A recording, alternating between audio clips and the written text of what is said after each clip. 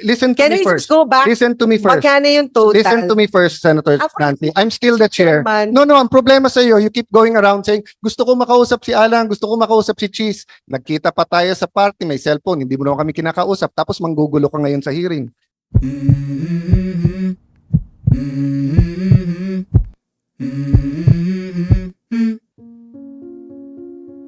So, if yan talaga yung cost, itataya ko mukha ko sa taong bayan.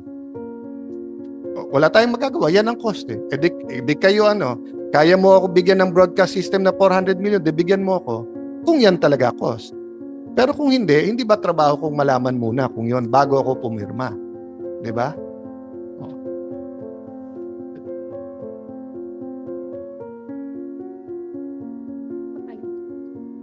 I think I covered what I want to cover and I made my point na the reason why I wanted a meeting like this, ayokong nakatago eh.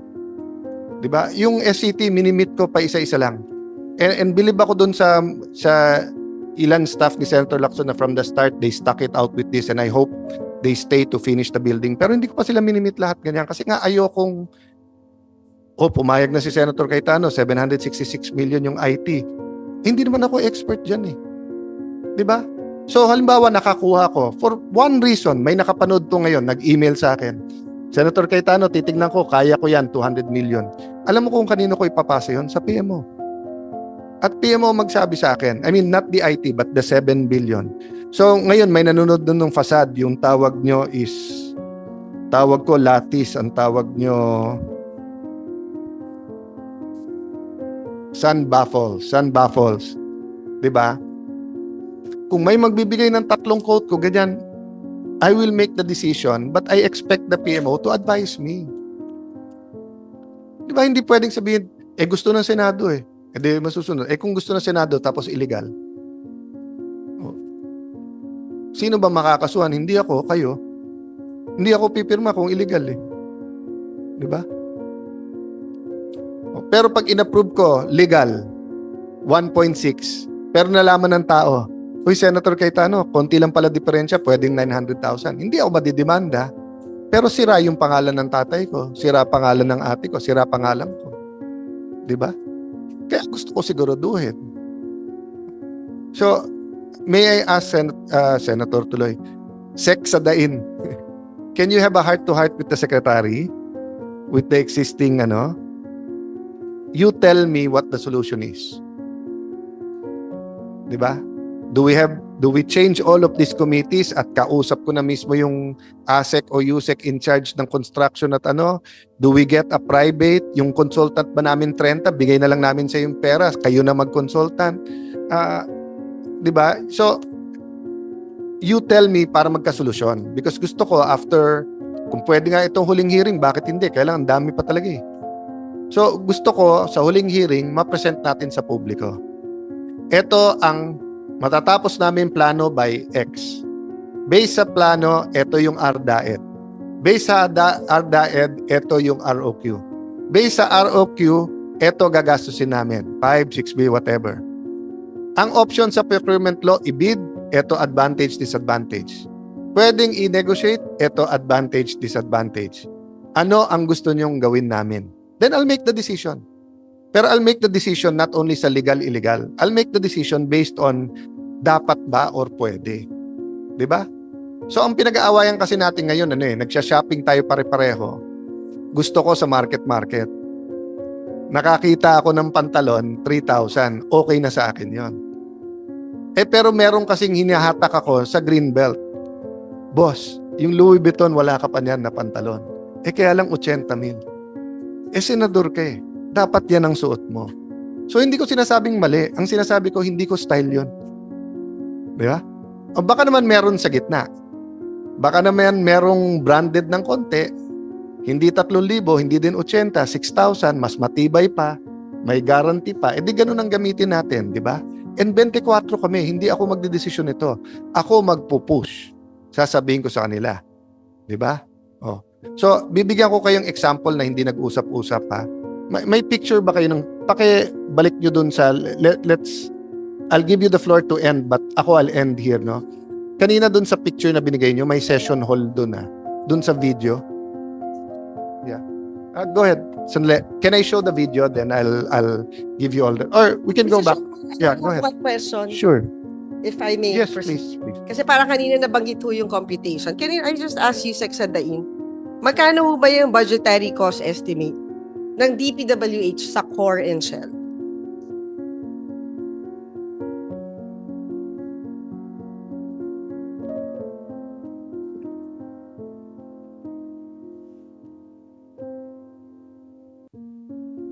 So while you're looking, we recognize Senator Nancy and she's welcome to ask questions. Thank you, Mr. Chairman. Even if I'm not a member, but I heard na nagsabi naman po kayo at the beginning of the hearing na I am more than welcome to attend. Thank you, Mr. Chairman.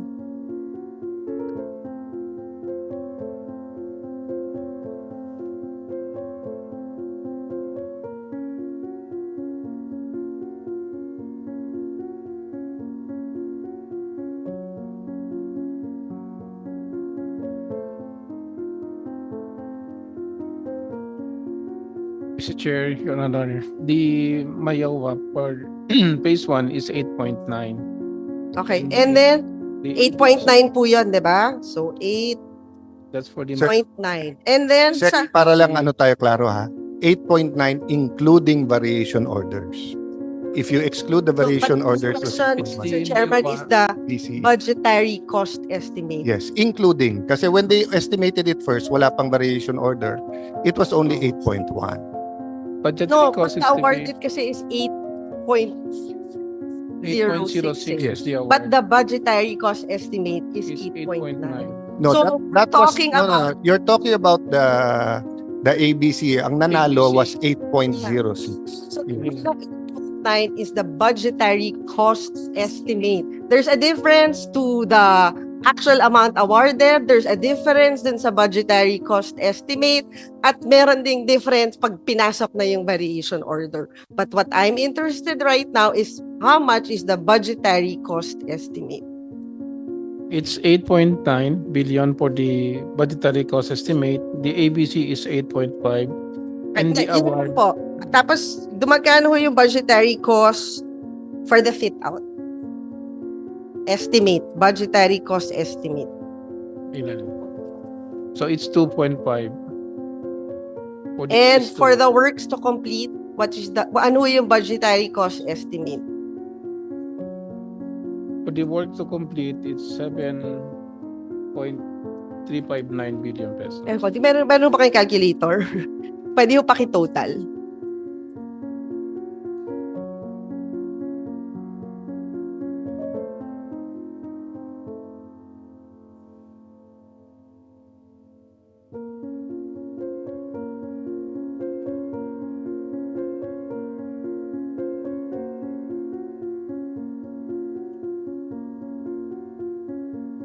$18.7 billion. Tama po ba? So tama po na on your documentation, there's no such thing as 23 billion for DPWH. So I think yung Saksadain, hindi niyo po kailangan mag-apologize. Because wala Secretary, naman ito yung presentation nila. Nandyan yung 21.7 billion. If you add the land cost, it's 23 billion. but This was we're submitted talking- by them. But we're talking about, may documentation ba kayo tungkol dun sa land cost? Dumadaan ba sa inyo yung pera ng land No. cost? Senator Nancy, ang present Mr. niya... Chairman, No. what we're let's- talking about, building. Yeah, Hindi yung please, trabaho. Ma'am, let's calm down so that we can get the numbers right.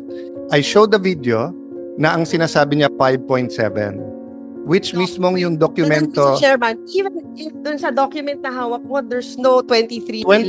21.7 billion and then 23. You're reacting to what Senator Escudero said na 23, which was submitted to us by the SCT, which were all your staff, and which I released to the media. And you've been going around saying mali numbers namin. So kung mali, correct it. Pero ang nagbigay ng numbers sa amin, staff mo, and you've been going around telling people, saan ba namin nanggaling? Eh, nanggaling nga sa staff mo. So anong problema? Mr. Chairman, ang tinatanong ko, per documentation ng DPWH, Ito documentation nila, is that 23 21.7. billion? Is that 23 billion?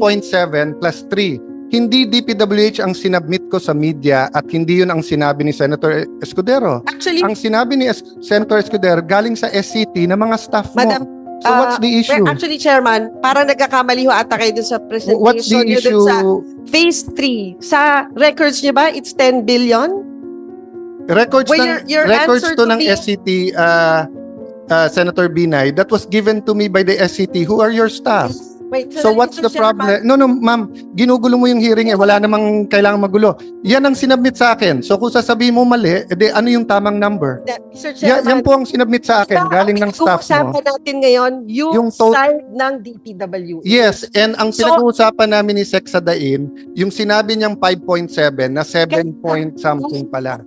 In the proper context. Kasi to be fair to DPWH, Mali nga talaga sinabi niya, hindi 5.7. It was 7 point something. To apologize for the 23 No, billion. you're When, mali yung pakinig mo. I asked them to apologize for saying it's 5.7 when in fact it was 7 point Mr. something. Chairman, No, listen to can me we first. just go back? Listen to me first. Magkano yung total? Listen to me first, Senator Ako- Nancy. I'm still the chair. Chairman. No, ang problema sa iyo, you keep going around saying, gusto ko makausap si Alan, gusto ko makausap si Cheese. Nagkita pa tayo sa party, may cellphone, hindi mo naman kami kinakausap, tapos manggugulo ka ngayon sa hearing. Let me continue. I told Sec na pinapalabas na walang 23B. Because there's no because he 23B. total, ayan yung There's a 23B, oh. Ayan ang 23B. Ayan ang 23B na submitted ng SCT na Yeah. staff mo, na ikaw nagsabi sa akin na wag kong tanggalin, na Mr. ituloy Chairman, ko. So Proper what's the issue? context. Anong sinabi nyo? Oh. Ang cost ng pagpapatayo ng building ay 23B. Ang sabi ni When- Senator Escudero, so far, ang total cost ng pagkakaroon ng bagong building ay nasa 23 na. That is At not yun po ang binigay sa akin ng SCT na kasama dyan ang cost ng land. So ano ang issue? Wala naman issue. 23B talaga sinabmit sa amin. If you want to tell me na mali lahat ng staff mo at may iba kang numbers, you're welcome to submit.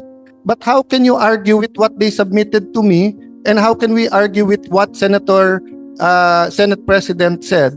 You know, because proper context, when yung nag-issue ng statement, ang statement nyo ay from the original core and shell budget of 8.9 billion to a projected completion cost of 23.3 billion. And we're talking about the new Senate building project.